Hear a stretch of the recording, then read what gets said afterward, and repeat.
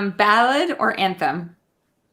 Oh my gosh, that is an excellent question. With the anthem, there's like such a statement to it, but the ballad is so much deeper. Oh my gosh. Wow, thank you so much for giving this credit on this question.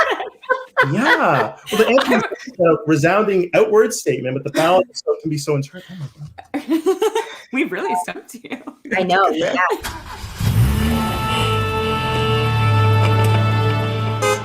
Hi, everyone, and welcome back to Off to Broadway, the podcast where we deep dive into anything and everything musical theater. I'm Tara. I'm Stefania. And in today's episode, we have some very special guests. We are so excited to welcome the creative team behind the new musical Christmases, Katie Kerr and Matt Stodolak. Hello. I don't think I said that properly, but here we are. Perfect. Thank you. Thank you so much for being here, guys. Yeah. We're so excited. Our pleasure. Congratulations on the show. We know you're about to head into rehearsal. How are you guys feeling? Are you in the holiday spirit? Absolutely. We've been in the holiday spirit probably since April. I was going to say, are you just in a constant state of holiday spirit? There's always Christmas music in our house. Yeah. Our basement is like a Christmas warehouse. Yeah. There's tinsel and I think there's trees. I think we might have 4 trees down there. I think there's 4 trees, and I actually looked just before I came up. There's a dozen wreaths in the basement right now. So it's like an emporium of Christmas. So and that's our lives. For those watching on YouTube, Steph and Matt are decked out today. Christmas sweater for Steph. Oh, And nice. and little Santa hats for both of you. So we are really in the holiday spirit right now. Absolutely. And Starbucks holiday drinks just came out today. So I know. One is going to be in the holiday spirit now. Yes. It's official. Yeah. Yes. So before we jump into the show, we always start with the same question for our guests, and that's asking you both, what is your earliest memory of theater? Well, that's a really good one. Oh, I know mine. Well, it's musical on film, I would say. My very first memory would be Shirley Temple. Those were the only movies my grandparents had. And I was convinced I could grow up to be like a 6-year-old Shirley Temple. That was my dream. I just loved everything she did, all of those movie musicals. And then that sort of transitioned into all of those other classics, like Annie was probably the most worn out tape after that. And then the Rockettes, I think when I was probably 7 or 8, my parents live in Windsor. So we would go right across to Detroit to see the Rockettes. And we saw them when I was little. And that was the first like full spectacle in a theater show that I saw. And while I'm not a dancer, it was like solidified everything about that sort of like live communal spectacle that just like permeated the rest of my life. Wow, that's beautiful. Thank you. Mine's not. Go ahead. I was going to say, we saw the Rockettes. We were in New York about 4 years ago, 2019, and we saw the Rockettes for the first time, and it was crazy. It blows my mind when they just keep coming out of the car. Can I ask, is there a camel in the touring production, in the one in Detroit that you saw as a child? I don't remember the camel, but I was 8, so. Just curious, because we still talk about the camel. So that's true. I wasn't sure if that was like lore or if that was. It's true. Multiple animals, many animals, including camels. Gosh. Wow. What's the rule? Never work with animals and children. Yeah. But they're the Rockettes. They can do whatever they want. Okay, Matt, what's yours? Oh, okay. Mine's not as exciting, I think, as yours. I have very vivid flashes in my mind of going to see Jesus Christ Superstar when I was maybe 8 years old. I was probably too young to be seeing. I was going to say, that's a little young for that show. And aunt and uncle bring me to it. And I don't remember the book or even the music really. I just have very vivid memories of just the lights and the way people were moving on stage and never having seen something like that before. Mm-hmm. So that began this love affair with music theater. But after that, the thing that was like the first, like, oh, I love this was, might be a little embarrassing. The Hairspray movie. I remember seeing it in like grade 9 music class and just like going home and just devouring it and watching it over and over and over and over and over again. So I love that answer. Yeah. That's great. Okay, so let's talk about Christmases. We're going to go back to the beginning. We understand that you met as performers in Elf the musical. So I guess it's not super surprising that A Christmas Story has like kind of brought you guys together in many ways. You're now married and you're also partners professionally. When did you know that you wanted to create this kind of a story? Oh, that's a good question. I think after we did Elf the second time, we had that kind of initial conversation of like, there's clearly not enough Christmas content, especially Canadian Christmas content, in the musical theater canon.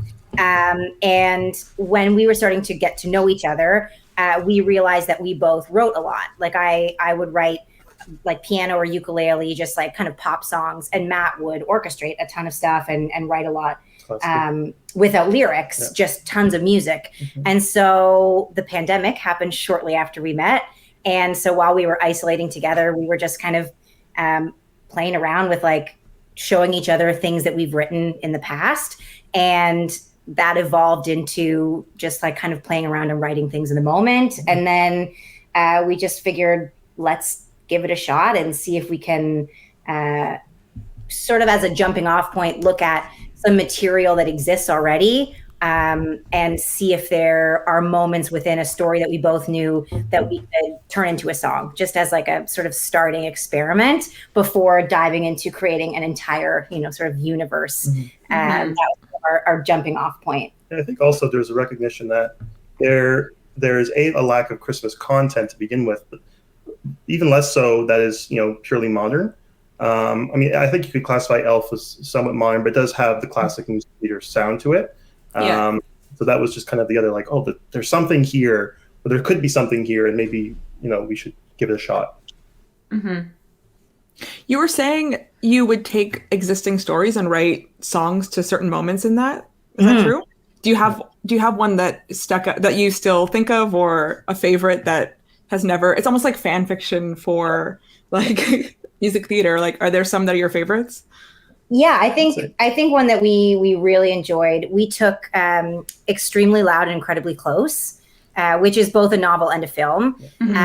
And so we both read the book, but never watched the movie. So then we watched the movie together and kind of pinpointed moments in that story that were that were ripe for sort of songs.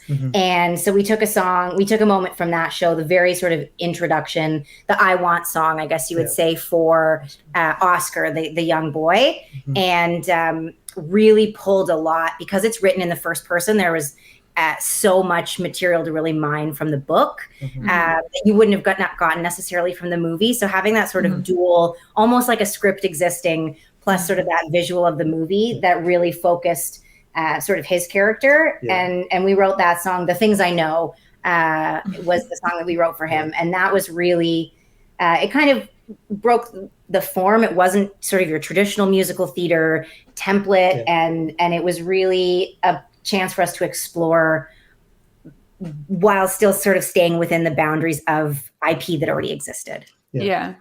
That's so interesting that you say that, because a lot of the times when we talk about like seeing a movie musical, or we do an episode on a movie musical, we're like, does this movie sing? And you guys literally did that. You made a movie sing. So it's very interesting to hear like that process, because we think about that when we watch stuff of like, oh, why was this musicalized? And well, and there's some movies that have like maybe one moment that would make a great song, but in the grand scheme of things might not make a great overall musical.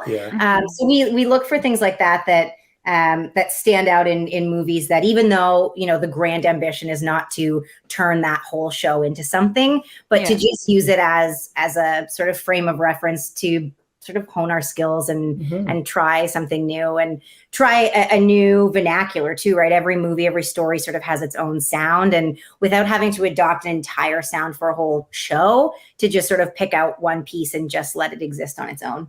I think one of the most difficult things when it comes to the adaptation of book or movie to theater is that with book and movie, the director or the author has like 100% control about what is in focus all the time.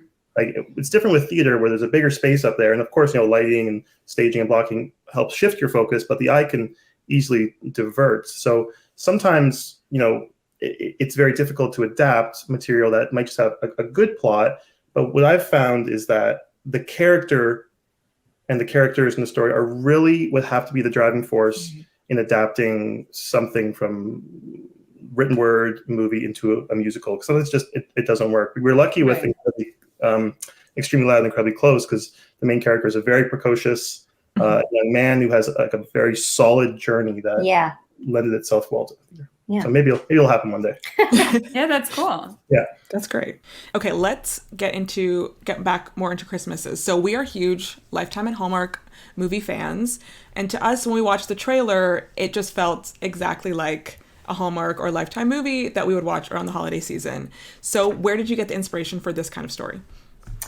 I think it found its way into that sort of Hallmark field, but it really was kind of born out of us writing it during COVID and really living in the first year of all of these traditions that we may have taken for granted, no longer a part of our lives. And what those traditions and those, even though coming together as family at Christmas or around the holidays can be stressful and, sometimes there's always drama around it. When we had that first year in COVID where we missed all of that, it really just sort of shined a light on how that really shapes our lives and those sort of pinnacle points in our journey and throughout the year. And so it came from this place of missing tradition and missing family. And as it became more musical theaterized, it became sort of more and more had those sort of Hallmarkian tropes to them. The widowed father, the girlfriend that's not right for him, the kids that don't like her. And then you add in that sort of element of magic with Christmas. The kids write to Santa when they find a ring that they think he's going to propose to her with.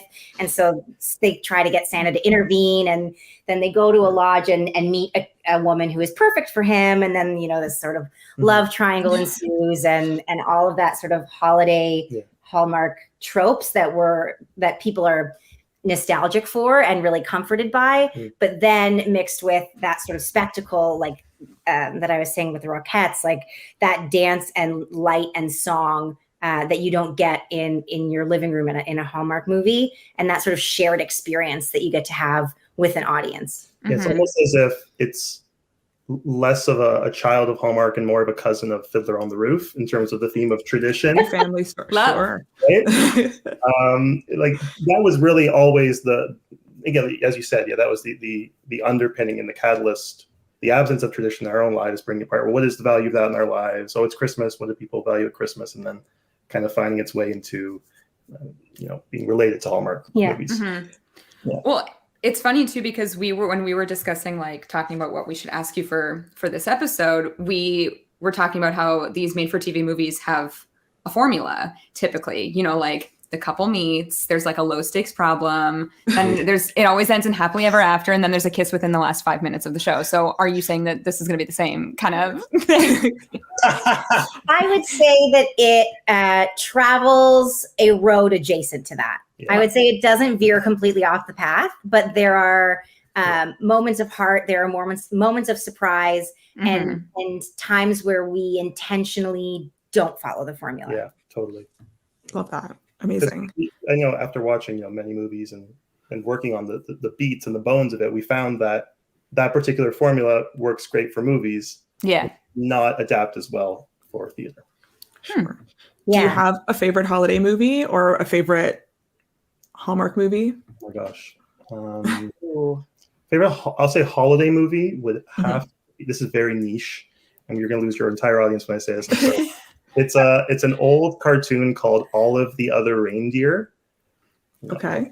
It's an old YTV cartoon about a dog named Olive who's watching TV and sees that Christmas is canceled that year. And Santa goes on TV and says, I guess we'll have to rely on all of the other reindeer. And this dog goes on a mission to get to the North Pole. Look it up. It's good stuff. Canadian content, I think. Anyway, Kate. I mean, traditionally, we always watch the Charlie Brown Christmas. That's with my mom. That's definitely a tradition there. But I would have to say, with my dad, our tradition every year is always the National Lampoon's Christmas Vacation. It's the perfect blend of holiday and humor, and it just never gets old. Yeah. Sorry. Go ahead. I was going to say, so speaking of the holidays, we have a little bit of a holiday this or that for you. So it's a little quick fire. We're going to say 2 things and you have to pick which one. Okay. You prefer. Okay. So we're going to start. Wait, do we have to agree? No. No. Okay, no. good. Let's fight. Let's okay, let's start with an easy one. Sure. I think. Eggnog or hot chocolate? Hot chocolate. Hot chocolate. Okay, great. Candy canes or Hershey Kisses? Hershey Kisses. I'm gonna go candy cane. Oh, Yeah. oh, you do like mint. Yeah. Ice skating or tobogganing? Skating. Tobogganing. Oh, climbing up that hill. I'm learning a lot. Real tree or fake tree? Real. This was a real discussion we've had many times. Matt grew up not having real We trees. grew up with a fake tree. And I've never had a fake tree in my entire life. So Yeah. that was a big point of contention. If nothing else, we were getting a real tree. Yeah. My So what's family the is also decision? a real tree family. Real tree. No, I know, but for your house, is it real tree or fake tree? Oh, yeah, it's real. Oh, okay, real. We have 4 fake trees in the basement, Oh, but yeah, like yeah. the tree in the living room with everything on it. The company It's tree real. is real. Yeah. This is not a this or that, but have you guys started decorating yet? It's November 2nd when we're recording this, so just want to Well, let everyone know. It's funny you say. We're in Hamilton, is where we live. We're moving to Toronto, I think, next week or the week after. So we're like, should we decorate now and enjoy it while we can? But also some of our stuff might end up in like the show and the scene work. Oh, then we'll have to just pack it all up again. So we're still a bit generically fall right now, but I do have my Christmas candles out. So it smells like Christmas, but it still kind of looks pretty fall. That's the thing with a real tree. You can't go too early. It dies. It dries out. It's a whole thing. It's a whole thing. Sugar in the water, though. That's how you keep it alive. Oh, okay. I don't know if we've done that. Oh, yeah. Okay. For your tree topper, star or angel? Angel. Angel. Open presents on Christmas Eve or Christmas Day? Both. What do you say? On Christmas Day. Sorry. It's a bit of both. With my dad, we always opened pajamas on Christmas Eve and nothing else. And then everything else is Christmas Day. Traditions. Yeah. A white Christmas or a warm Christmas? White. Oh, white. White Yeah. for sure. White Christmas. And then Mariah Carey or Michael Bublé? Oh, wow. This is where the Like line... overall holiday catalog or just like top song? No, overall holiday catalog. She's holding a lot of power with just one song. Hey, Bublé. And not because we have a song in our show called All I Want for Christmas. It's not that reason. He's got some really cool, like Andrew Sisters style, like some cool harmonies. And so I'm going to go Bublé. Yeah, I'll go Bublé as well. Wow. He has started on the radio. It has begun. So Christmas is now. I'll disclose my Christmas playlist is called A Bublé Free Zone. It's no Bublé. So Wow. So you're full Mariah. But do you have like a Bing Crosby in there? Someone Yeah. We have classics and stuff. We've got classics. But it opens with Mariah. Oh, that's good. Strong start. Okay, back to the musical a bit. We've always been so interested in the creative process of a musical. And you both wear many hats for this show. Katie, let's focus on writing the book and the lyrics, and Matt composing. Where does this process begin? What comes first? Is it the story? Is it the songs, the music, the lyrics? Like, where do you even start? Great question. It started on a whiteboard in Matt's parents' basement. Yeah. It was like sort of an overall, very generic sort of big picture plot. Mm-hmm. And then, where's the act break within that plot?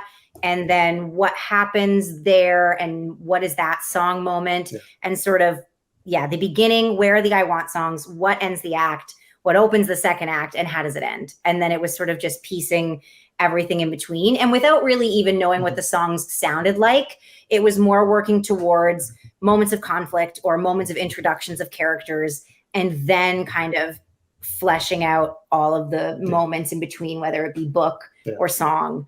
But it really was, what's the story we're telling and who are the players in the story? and where do we get to see them shine on their own? Where do they like conflict with other characters, and how can we best represent that? Yeah, like we call that the cadence very often. Like, what is, who's in this scene, who haven't we seen in a while? Like, what is the flow of the show? The essential elements is what you've beautifully described there.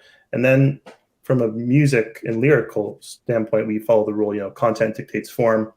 So what's the scene about? Is someone stressed? Is somebody happy? How does that reflect onto the music? And if someone's happy, does it have to sound like a happy-go-lucky type song? Or I'll make it more interesting. If they're anxious, can the song sound happy as the character is lying to themselves? So we kind of have to know the essential elements that come before and after before we really dig into the content. In terms of the music writing, some stuff we wrote just for this. Some ideas came literally as old as when I was maybe 16 years old, and I had old voice notes on my phone. Some ideas that were pulled into this. So musically, yeah. Melodies and whatnot. So I always say, composers and whatnot, never throw any idea away, because you never know. Yeah. Back to you. So is that what you guys are doing? Are you recording voice notes for like demos so that you can like come back to these as you go through the process? 100%. Yeah. We use our voice notes a lot. We'll sit down and record, even just even if it's just lyrics, like I'll sort of like rap it out almost to get like a flow.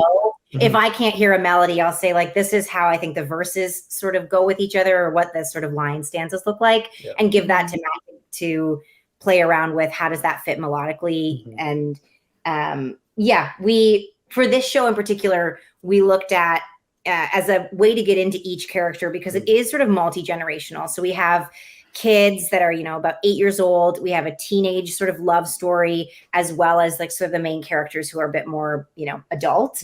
And that each of them have their own sort of unique sound. And we approached it in the sense of like, what would they listen to?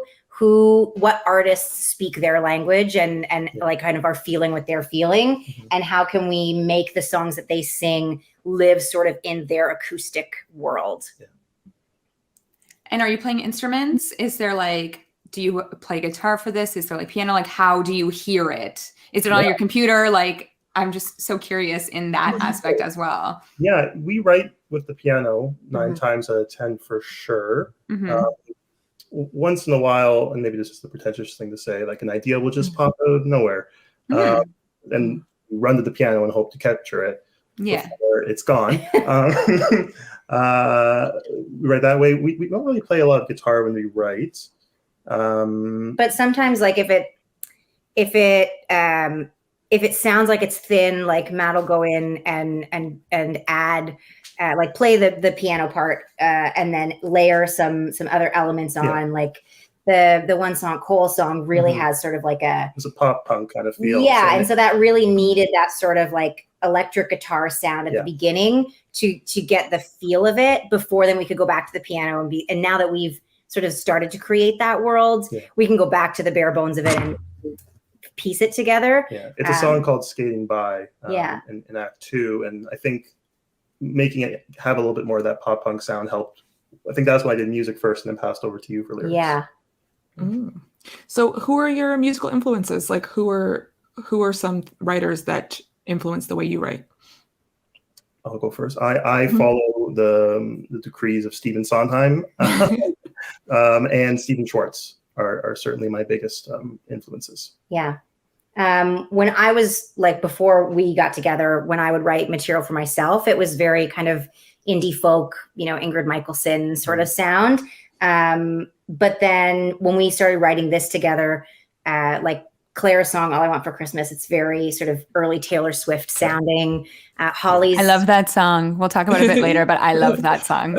And AJ, absolutely. AJ Bridell, who plays Claire, she did in our workshop, and she will again at the Winter Garden. And she just like brought that song to life. Oh yeah, absolutely. And then Holly, who's played by Danielle Wade in the show, her main song is called Ready to Try, which has more of a kind of Vanessa Carlton, a little bit of Alanis Morissette kind of in there, like kind of late 90s, early 2000s feel. So now that you have the idea, the show is like kind of like written, you're ready to have other people sing this. Like, how do you pitch this? When does it leave your home and actually come to life? Yeah, it was hard. We've written probably about 100 versions of the show. There have been, you know, at one point, Holly is an elf from the North Pole sent to like actually, you know, do magic. And there was one version, many versions, that ended in sort of like a big talent show concert.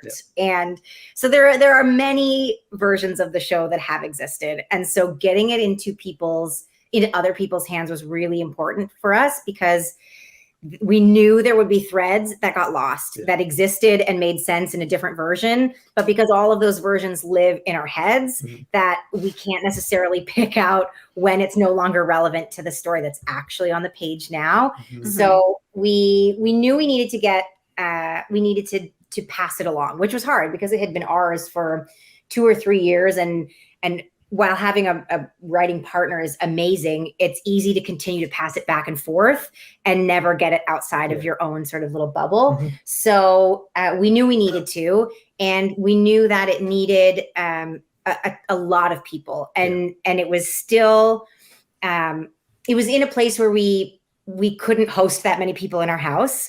And we knew that we also needed to see some of the physical aspects of it. Do the dance breaks work? Can it live as that sort of spectacle that we envisioned it to be?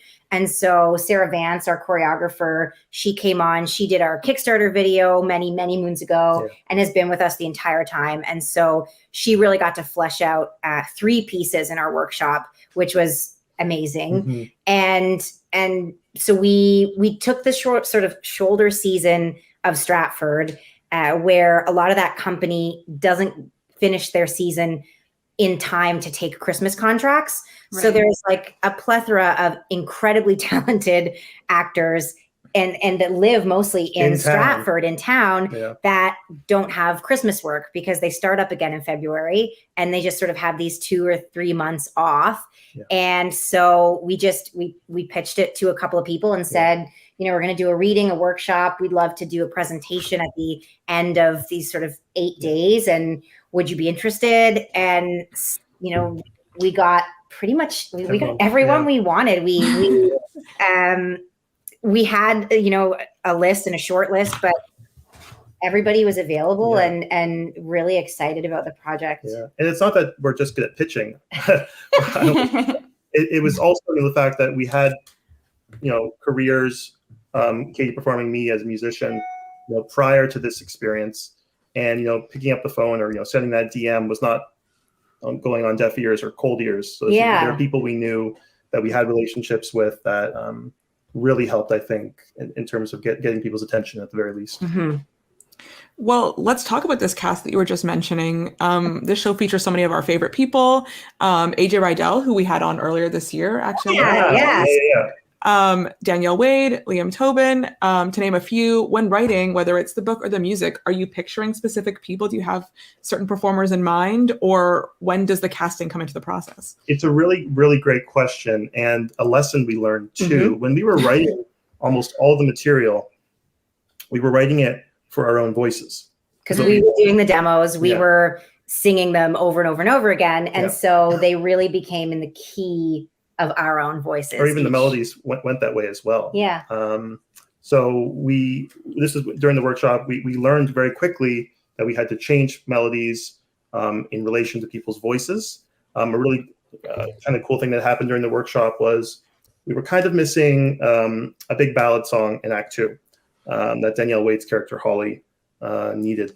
Yeah, she had a pivotal moment that was like that you didn't really get to see on stage. And we discovered that moment in a round table where we opened it up to the floor and said, you know, when do you feel like your character got lost or made a choice you didn't understand? And from that conversation, it kind of became, she makes this huge choice off stage almost. And then we just see her at the end of this decision. And that was maybe 3 or 4 days into an only 8-day workshop. Oh, wow. But we knew it was important. So we went and wrote a new song specifically for Danielle Wade's voice. during that workshop in Act 2. It's kind of our 11 o'clock number-ish. Yeah. Happens around maybe 10:30. Shows start earlier now. Exactly. It's called Even If It Breaks My Heart. So hopefully people can see it. So that's written with her in mind. With her in mind, we know her money note, and we know sort of her range, and specifically her incredible ability of telling story through song. And so it just it was no question. There was no limits on the song, because we know that Danielle is just such an incredible actress, and especially acting through song is her specialty. Yep. And she was so brilliant that we wrote the song within 48 hours of realizing this, and then she went and learned it and performed it 12 hours later. Oh, wow. So such a talent, and to be able to do that. I know Steph is very excited to see her because she's never seen her on stage. I got to see her in The Wizard of Oz after she won Over the Rainbow. So it's been a long time since I've seen her on stage, so we're very excited to see her. I think it's been 10 years since she's been in Toronto doing a show. Oh, wow. Wow. I mean, we love Danielle Wade. We've talked about her many times on this podcast, especially when she played Katie in Mean Girls, when all those videos came out. So it's exciting to have her back in the city. Absolutely. And she grew up. Yeah, she's from my hometown. We went to the same high school. 4 blocks. So funny. Oh, wow. Yeah. It's crazy. And you mentioned the workshop, the Kickstarter campaign, and the song All I Want for Christmas, sung by AJ Bridell. That was a video that was on my TikTok For You page, I want to say for 3 weeks straight. And I was like, what is this show? I have no idea what this is from, but I know it's AJ. We love AJ. And I need to know more about the show. So then I obviously went to YouTube, looked up the title, had listened to some of more music. Is this a song, though, that has stayed the same from the workshop to now? From day one. Yeah, this song has never been touched. No. We added some ensemble in the workshop that we've kept for the actual show, but it was a song we really knew, like we said, that kind of Taylor Swift vibe. We knew sort of how we wanted it to sound and what she was feeling. It's very akin to I Can Hear the Bells. That's sort of one little moment that snowballs into this existential fantasy for the rest of your life. And that moment that, when you're 16 and it happens to you, it feels like this is forever. And so it really has stayed intact, but she has just leveled it up. Yeah, absolutely. It's also the chance for us who have not seen the show, when you find out that you use fun names like Cole and Holly and the last name Chris. I love it. Thank you. So now it's 3 years after that initial Kickstarter campaign, and the show is happening in person. We're going to get to see it. Have any of the songs changed? Has the script changed? What's one of the biggest changes that's happened from that point, that iteration of the show, to now? Yeah. Well, we originally did write it as a movie. Well, it started as an idea for a musical, and then the pandemic happened, and we were like, okay, theater isn't happening. Only film. I already said it was theater, movie, back to theater. Yes. Yeah. But it's changed quite a bit. In the very Kickstarter video, the idea was that Holly was a nanny that was sent to sort of look after the kids. And as we continued down that path, it just got a little too Sound of Music and a little too she works for you, you're falling in love with her. Just a few too many. And in a modern context, will that age well? Yeah. You're right. So we changed her sort of introduction to the family and what her job is and her relation to them. Yeah. I think that's the biggest thing from the Kickstarter description that was written for that. Yeah. And then, when we were looking at it as a film, you're able to jump around to different locations. And so as it went from a film script back into a theater script, it was difficult to sort of look at the piece and not jump around. Scenes can't be 30 seconds long and then jump somewhere else. You've got to allow for scene change music and sets to come on and off. And so it was less big changes and more sort of truncating and slimming it down and making, things that might have happened in little vignettes between scenes, they all sort of happen in one moment now. Totally. We cut a couple of songs. Yeah, even from the workshop. We cut a song. But all sort of in the goal of streamlining for about a 2 hour, just over 2 hour musical. Even though it's hard to to cut your favorite songs. We were gonna say, is there something that you lost along the way that you're like, oh, wish it made it? There's a great song called "Take Care of Yourself." That was sung by Julia McClellan, who's in 6 currently. We were there 2 days ago. Yeah. Amazing.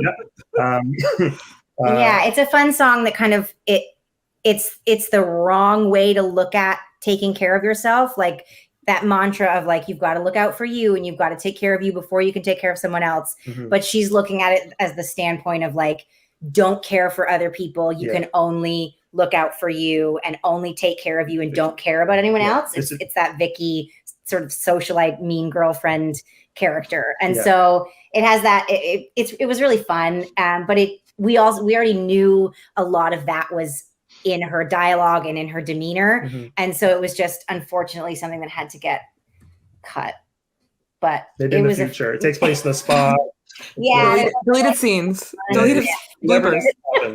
When it gets turned into a movie musical for Hallmark, it will come back in. Yeah. But on the flip side, you have a favorite song in the show. Oh my goodness. Do you? Katie says yes. That's unsure. Again, it's Vicky's song. Vicky is that character that you love to hate. She's like an Ursula, like a Cruella de Vil, where she's bad, but Captain Hook. She's bad. But like, you're not rooting for her, but you just love to see her like, not win, but just like try to take control. Mm-hmm. And so the end of Act 1 it's called Vicky's Lament. And it's always been one of my favorite songs. Mostly because it's one of the only songs that I was like, I knew what I wanted to write.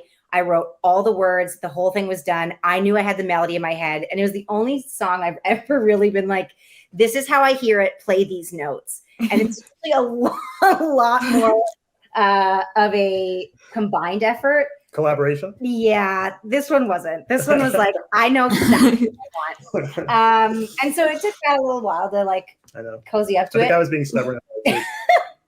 But it closes Act 1, and what our choreographer has done to elevate it beyond sort of, it can stand alone as a cabaret piece, but she's elevated it with some background dancers and just really made it a show-stopping end of Act 1, huge number. It's an unexpected act break number too, because typically the song that comes before it in the show, which some people might have seen, is a Christmas song. That'd be kind of a big spectacle number that would close up an act. I would say mine kind of changes, but I still am sticking with the opening song in the show, which is called Just Another Jingle, because I would say it is a good number. It tells a lot about character and it really breathes and moves. But the candor of the characters, what they're singing about, is not the kind of thing you'd expect walking into a Christmas musical. It's still very, holly jolly, but the way we kind of kick it off is a little bit unexpected. And I won't give any more away. Love it. Yeah. Apart from the Act 1 finale, what's something that you can't wait for audiences to see? Ooh, the ending. There's a Christmas tree lighting that everyone's trying to get to at the end of the show. Okay. And what our set designer, Corey Sinesez, has created is just mind-blowing. It's so beautiful and it's so inventive. And I know if I was a kid watching it sort of come to life, it would be one of those sort of core memory, like I remember that image. And so I'm excited for that sort of final Christmas tree moment. Yeah. I would say right now I'm really excited for audiences to see the comedic brilliance of Sarah Strange, who is playing a character called Candace. She is so hilarious and funny, and I think it's going to really resonate well. Okay. Can't wait. So, Katie, you were a performer for many years, but now you are writing the show, you're directing this show. So can you tell us about the transition from being a performer to taking on these different roles in the show? Absolutely. It's I was a performer for probably about 10 years professionally, but a lot of that work was out east at the Charlottetown Festival, and they do a lot of sort of workshops and secondary shows, looking at new works and new pieces within the season, sort of in the background when it's starting to run fully in rep. That gave me a lot of opportunities to direct a little bit, to look specifically at new works and how they function sort of at their primitive state. And that experience too was born at Sheridan College. I was there when the Canadian Music Theatre Project was just sort of in its heyday. And we missed that. We missed the Canadian Music Theatre Project. I was fortunate enough to be in the company of Come From Away and Theory of Relativity, which were both incredible pieces that were born in that G basement at Sheridan College. And while in the moment, the show that was on the main stage was Chicago. And I was like, gung ho, I'm going to be in Chicago. I'm not a great dancer, but I was like, I'm going to get, really confident. And like, I'm going to prove to myself that I can do that. And so I thought I nailed it. The cast lists go up and I'm in the G basement CMTT show called Come From Away. I'm like, oh my God. I was so just frustrated because I had worked so hard and I really thought that's what I wanted to do. I saw my sort of last year as that moment. And then for it to all just really flip on its head and to really embrace this new collaborative building of a show, it changed my entire mindset about musical theater and really shifted away from wanting to be, the best version of a character to wanting to create a character from the ground up and build something that other people would look at and go, oh, I want to put my stamp on that character. And I want to know why they are the way that they are. And that really started at Sheridan. It was amplified in some of the projects that I got to do in the secondary shows at the Charlottetown Festival. And that really just stayed with me and has always been sort of on the back burner. And when COVID happened and everyone was going to have to step away from performing, it just became, I had more time to really look at that as a path and explore what that meant. And, Matt and I met, and it was something we could do together that didn't involve a lot of traveling, even when the world started to open back up again. And it just became something that was so fulfilling to do, especially the writing and the collaboration of that work. That, while I loved my, tenure of performing, and if like the perfect show came along, maybe I would go back. But it's really, I think it's really informed how we look at things, especially as a producer, to just know, exactly what actors expect in the room on the day, what they need. And even in the writing of a show, this is not sustainable 8 shows a week. We can't write this kind of song, or we can't have this long of a dance break or this much back to back. So being able to look at it from both sides has been super, super helpful. Speaking of the Charlottetown Festival, I have to ask you, our mutual friend Nick calls what you did in Anne of Green Gables the trifecta. You played Anne, you played Diana, and Miss Stacy. And I'm told that this is a huge accomplishment. It is not something that had ever happened before, and I don't think it's something that has happened since. Really? Yeah. You got the hat trick. Who is your favorite of the 3 to play? I mean, Anne is just such an iconic character, and she's so steadfast and determined, and she's such a leader that there is just such agency and excitement and energy around it. but I did love playing Diana. She was such a funny sidekick, such a great like companion. And I got to play it alongside so many incredible Anns that it was different every time. That relationship, even though the show is, 50 plus years old, every time it was with a different Ann, it was a different energy. It was a different friendship. With AJ Bradell, she was an Ann 2 years while I was there. Tess Benger, Jessica Gallant. Actually, Jessica and I flipped back and forth. She was my Diana, and then I was her Diana to her Ann. And it's a beautiful show, and it really is such an honor to have been able to not only just play Ann and be a part of that company, but to be able to look at sort of all three of the leading female characters in that show outside of Marilla, to be able to look at how they all support each other in their scenes, and who sort of takes the light at what time, and how you can share that energy and lift up that story. It's just beautiful. I love it. That show has a place in my heart for sure. I kind of want to go back to what you said about how being in front on stage helped you for the writing process behind the scenes. I never really thought of the fact that like you would know what it's like to be able to like stand on a stage, sing a song, be in a scene, do a dance break 8 times a week. So is this something that like you actually really were thoughtful about while you were going through the process of like, I wouldn't be able to do this, so I can't let someone else go on and do this as well? Absolutely. Yeah. It really informed big things like, vocal fatigue, energy, but also looking at the map of characters and going, that person doesn't have enough time to come on. And we don't, how do we either get them off early or put something in between so that they've got enough time to get changed, to not give anyone like a 6-second quick change. And how can you facilitate all the pieces to not only make the actors on stage life easier, but also the crew and everyone else backstage? Like there can't be the entire ensemble having a quick change, and then 2 leads also need a quick change. You don't have enough people backstage.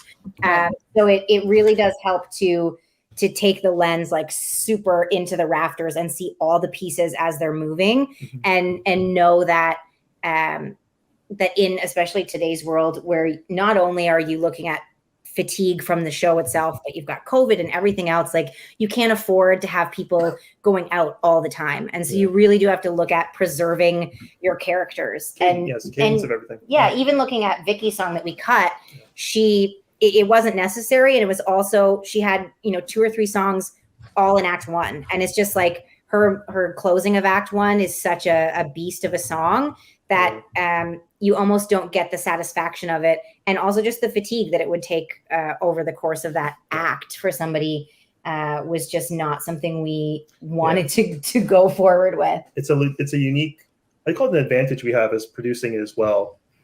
Knowing the artistic angle as well, instead of just the economics or the money side of it. We know you're about to head into rehearsals, and after talking to other performers, we know that Sitzprobe is also referred to as a singer's Christmas, which feels very fitting for this show.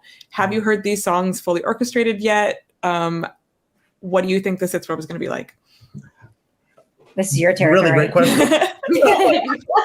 I'm really excited. They have not ever been played fully orchestrated.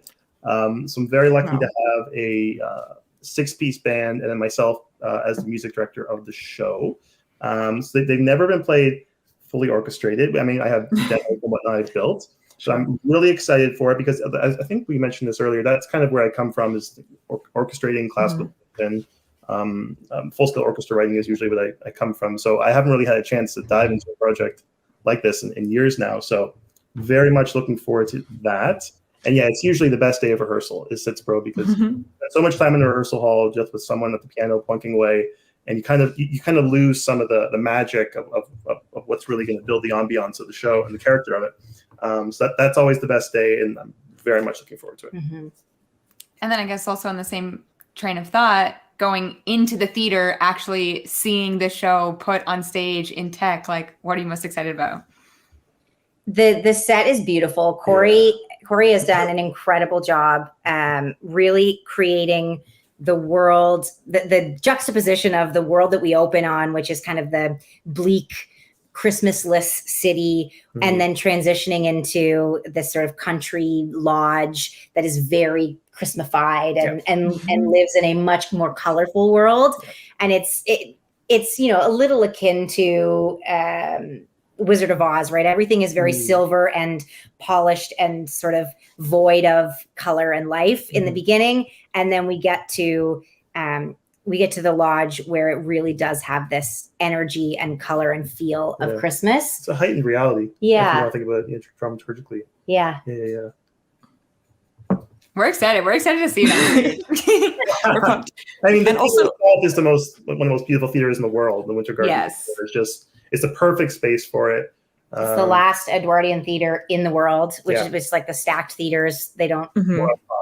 So we're in the Winter Garden, which is the second theater up top, and it's got this beautiful foliage, which lends itself to this sort of like outdoorsy, cabiny, natural feeling, and it's beautiful. It's I can't wait.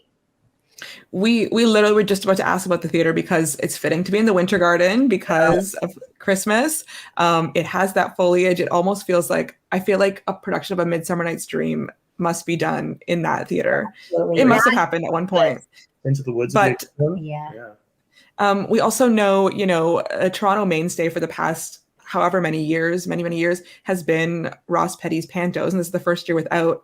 And now your show is kind of taking that spot, taking that holiday slot in the Winter Garden Elgin.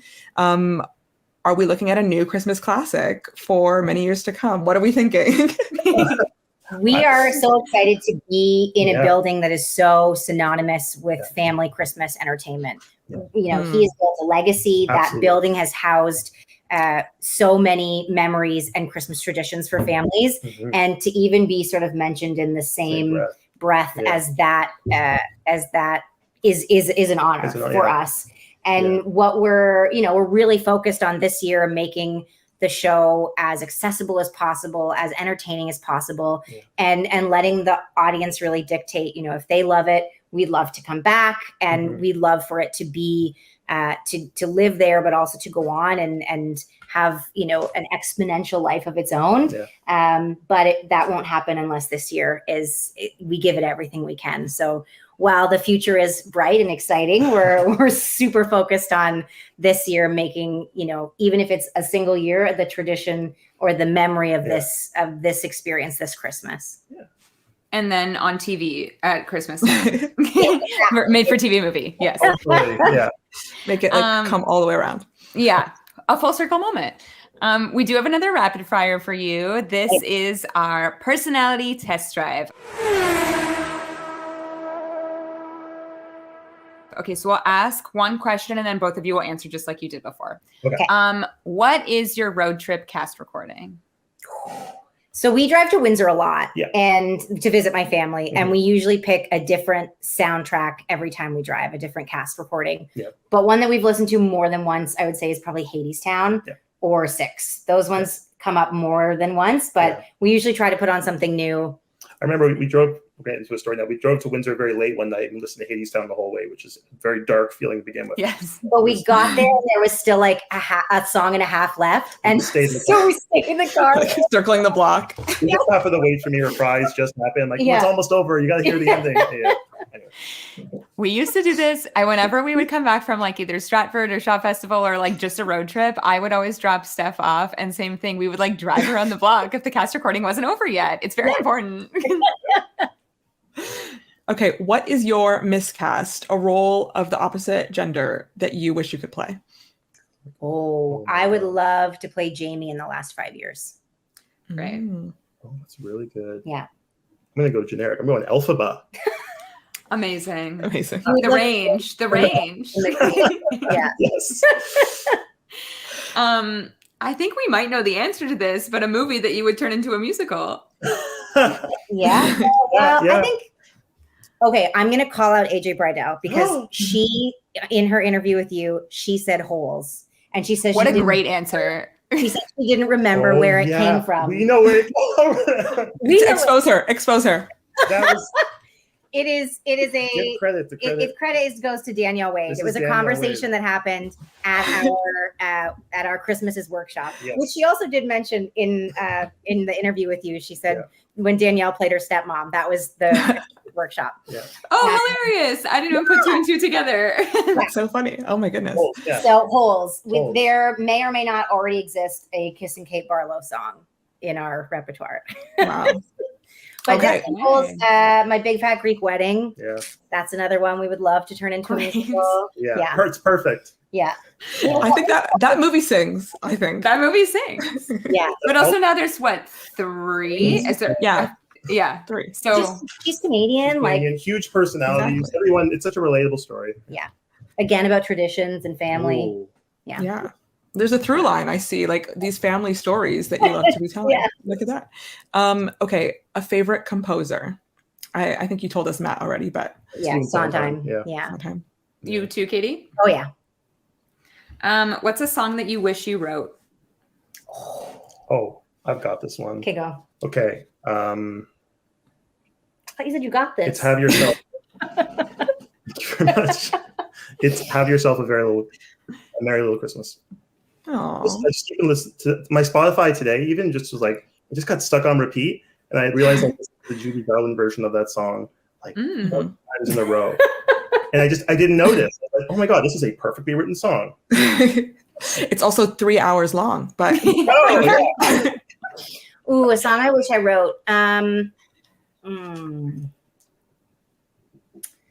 a good question. It's not so easy. It isn't very easy.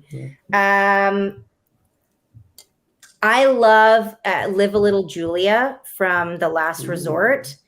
It's my like go-to party piece.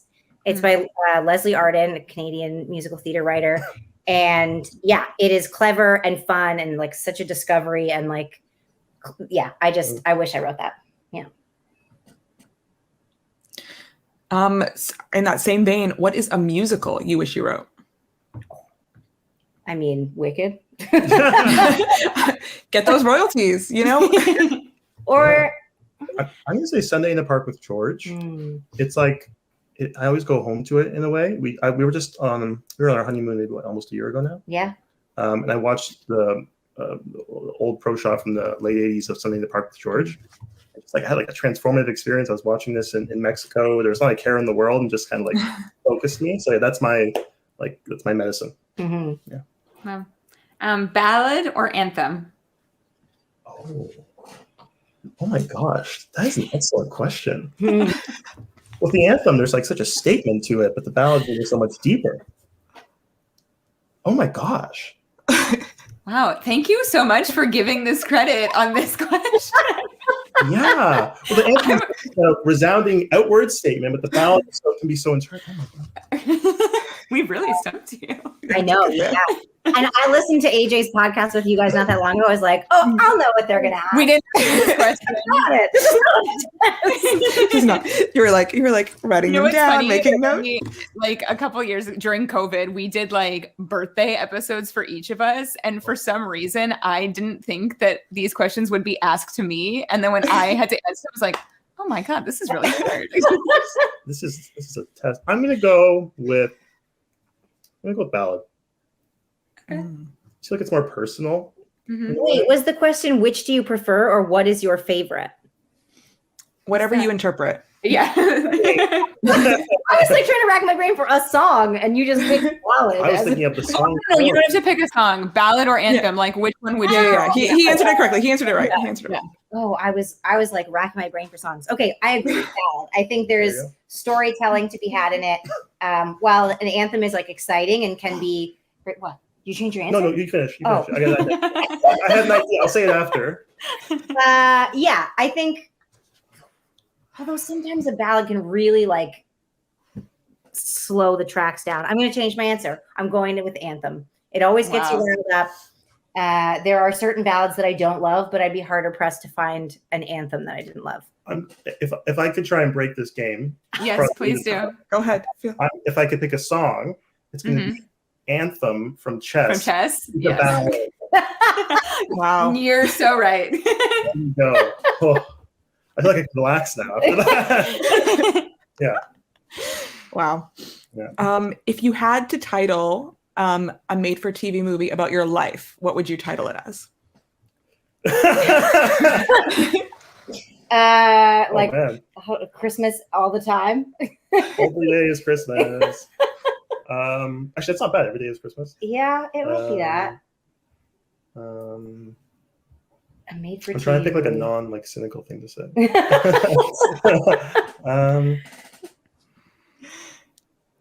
I don't know. These are good questions. My goodness. It's a rapid fire, guys. Every day is Christmas. Go. Great. Favorite spot to sit in the theater? Depends on the theater, but I would say like not dead center, a little bit closer than center. But I guess it depends on the show too. Middle orchestra. Next. Sorry, I forgot. Your favorite show that you've never seen? Oh my gosh. Ooh, favorite show that I've never seen? I guess 6. I haven't. I've only seen haven't seen 6. I've seen a slime copy of 6, but I haven't. I have slime. Tutorial. When you move to Toronto, you gotta go. You Yeah. gotta go. We'll wait until Julia's. Yeah, I'd say that's my most listened to soundtrack that I haven't actually seen the show of. Yeah. I'll go sing. Next. Okay, great. Go-to karaoke song. Ooh, 1 week. Total Eclipse of the all Heart. the words. What did you say? Total Eclipse of the Heart. Great. Okay, we clearly know karaoke Right. now. I chose a female song. Good. I feel like you need to swap those a little bit. Yeah. But, your favorite score of a musical? Ooh. Recently, it's the new Prince of Egypt. Oh, it's great. Yeah, it's beautiful. I want to see the version the movie coming out to the movies. Maybe like Disney's Frozen or Beauty and the Beast. I think those are both very like Sure. rich, orchestral, like beautiful sounding shows. Yeah. Wow. And finally, guilty pleasure musical. Ooh. Recently, it's Sure. Back in the Future. Are you listening to the cast recording or did you see it? No, we haven't seen it yet. We're planning to go next year, but just the cast recording right now. Mm-hmm. Ooh, guilty pleasure musical. Maybe. You gotta lean in. I don't know. Like, what's a guilty pleasure? Like, all musicals are great. Like something that you might be embarrassed to tell people that you like. Like for me, it would be Bonnie and Clyde. Oh, I love Bonnie and Clyde. Same, but like embarrassing. Yeah. I don't know. I mean, it's just maybe because I've done it so much, but it's so cliche. But Mamma Mia, like the plot makes no sense. Like it's riddled with plot holes. The shade, Mamma Mia. Yeah, I mean, it's beautiful, but like, don't scrutinize any plot point in that show. Please fucking enjoy the music. Yeah, I would say as a writer who is very particular about plot points, I think a guilty pleasure would be Mamma Mia. Love. All right. Well, before we wrap this episode up, we've asked you to come prepared with an obsession of the week. So it's now time for our obsession of the week. Do you guys have one together or individually? Individually. Oh, okay. Ours are together. We did it together this time. Yes. We will start and then we will go Katie and then Matt. Steph, do you want to start us off? So I will. So we were lucky enough to attend opening night of Jagged Little Pill in Toronto. Here are her programs. And we had the absolute best time. We were lucky enough to see it in New York back in 2019, last time we were there together. And then to revisit it again when it was here in Toronto was so much fun. This show is not crazy, but it's kind of crazy. But my favorite part of it is the music. I think the orchestrations of this Alanis Morissette album, the new songs she wrote for it are just so good. My favorite part is just hearing these amazing, amazing voices sing these songs that I know so well from growing up. So my favorite so many are my favorites. My favorite one is probably the finale when they sing "Thank You" into "You Learn," and it's just a wonderful culminating moment. Everyone sounds wonderful on it. I'm happy. I'm crying. It's all good. So for me, that was kind of my favorite moment of seeing the show this time. For me, as Steph said, we've talked about this on our Jagged episode. We've talked about this many times. As she said, the reorchestrations of these Atlanta songs are some of the best for a jukebox musical. This was reorchestrated by Tom Kitt. And my favorite moment of the show is in Uninvited, which is the spoiler overdose scene of the show. And in Toronto, on the tour, it's played. Mary Jane is played by Julie Reiber, and whoever plays Mary Jane is throwing themselves all over the stage for this moment. There's like that Mary Jane avatar that's like doing the same movements. It's just a very intense moment. And I remember the first time we saw it on Broadway in 2019, we were like, whoa, what is this?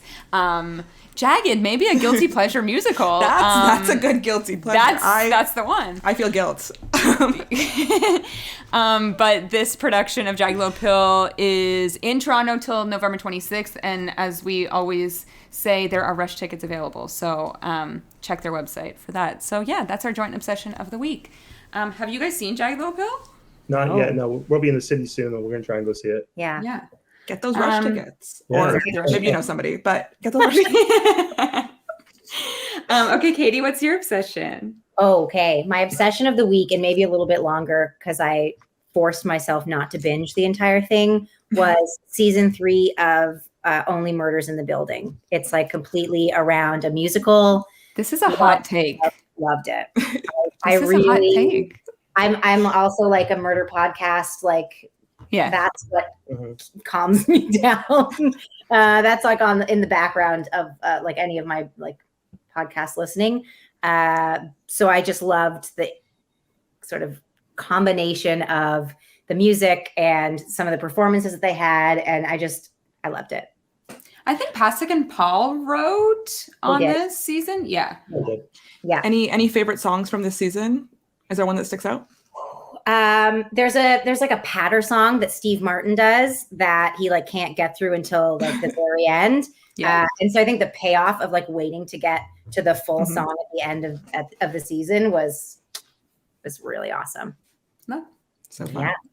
Okay, Matt, what's your obsession? Mine's quick, and I mentioned it earlier, which it is the song "Have Yourself a Merry Little Christmas." I said it earlier, but I like from a songwriting point of view, I've like been looking at it in different versions of it, and I said I was listening to Judy Garland version today, which I think is the best one. It's a perfect song, like from so many elements from a songwriting perspective.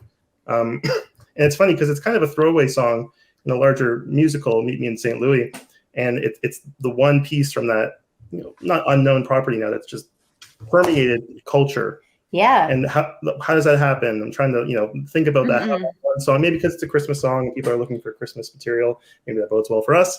I wonder how often a song that originated in a musical has ever been like fully absorbed into another canon. Like like such commercial success. Yeah. Yeah. I mean, say clown, but it's not related to a holiday stuff. Sorry, I cut you off. I feel like they used to do artists would do covers of songs from musicals and they would become radio hits, and this just doesn't happen anymore outside of maybe a Disney movie or something. Let's say like Demi Lovato doing Let It Go. But I agree, Send in the Clowns is maybe like the last true era of that happening. And the modern day producer perspective of, well, just adapt something that's already made money, so we're hedging risk. Back in the day, it was you had to write songs that had a tune that could play on the radio and get commercial recognition that way. So that's my obsession. That song is perfectly written, and holiday season is coming. I love it. Before we go, where can people find you? Give us the details about where to buy tickets, all that jazz. Yeah. I would say our Instagram is Chris Mrs. Musical. That's probably a great place to see what we're up to. Lots of clips, little snippets from the workshop and from. If you want to listen to some music. Yeah. And our website is christmases.com. That's you can CHRIS MRS. And then there's a link there to Ticketmaster where our tickets are on sale. yeah, you can see the show at the Winter Garden Theater. Previews begin December 5th. Opening is December 7th, and we run until the 31st. And for all of our listeners, thanks to Matt and Katie and the entire Christmases team, you can use our code BWAY15 at checkout and save 15% on your tickets. There'll be more information on our social media. You can also listen to our podcast wherever you listen to podcasts, and you can watch us on YouTube. Don't forget to subscribe and leave us a comment. And you can follow us on Instagram and Twitter at Off2BOA Podcast with the number 2, and follow us on TikTok at Off2Broadway. And thank you so much, Matt and Katie, for joining us on this episode. We're so excited to see this show, and we just can't wait to see it after hearing about it for so many years. Thank you so very much. Thank you for having us. Thank you. It's been so much fun. Thanks, both of you.